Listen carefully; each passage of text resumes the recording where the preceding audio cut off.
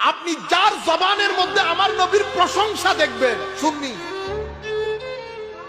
যেই ব্যক্তি হেসে চোখের পানি নিয়ে আমার নবীর ইশকের বর্ণনা দেবে, আমার নবীর মদিনা শরীফের জিন্দেগির মধ্যে গুম হয়ে যাবে। আধুনিক জনসমাজের মধ্যে আমার নবীর প্রতি সাহাবায়ে কেরামের যে তাজিম, সেটার বর্ণনা দেবে, যার বক্তব্য শুনে আপনার ভিতরে আমার নবীর ইশক জাগরিত হবে, মোহাব্বত জাগরিত হবে, আদব জাগরিত হবে,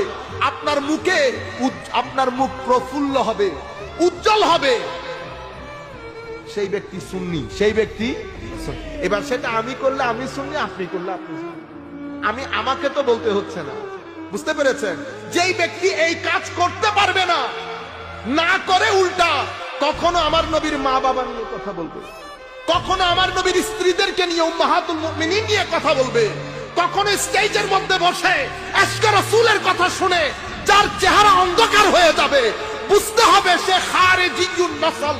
খারিজিয়ুন মানে নসলান, হিস্টোরিক্যালি সে ওই যুলখুয়াইসরা তামিমির রক্তকে ধারণ করে।